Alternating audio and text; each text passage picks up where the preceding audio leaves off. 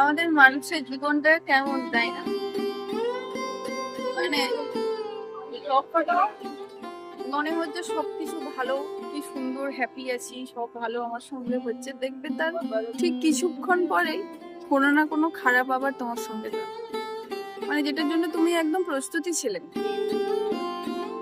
কিন্তু এটাও ঠিক, ওই খারাপ ঘটনাটার পর আবার তোমার লাইফে ভালো একটা কিছু হবে, সেটাও তুমি আশা করবে না যে এটা হচ্ছে আমার সঙ্গে বা হতে পারতো।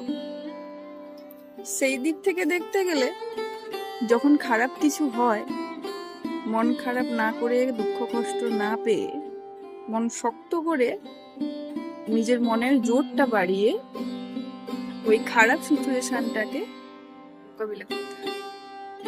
আর ঠিক দেখবে ওই খারাপ সময়টা যখন পেরিয়ে যাবে, ভালো সময়টা যখন আসবে, তখন নিজের মধ্যে একটা আলাদা অনুভূতি হবে।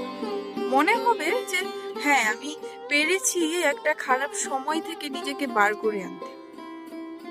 তখন দেখবে আলাদাই একটা ভালো লাগা কাজ করবে তোমার মধ্যে, আর আলাদা একটা কনফিডেন্স পাবে।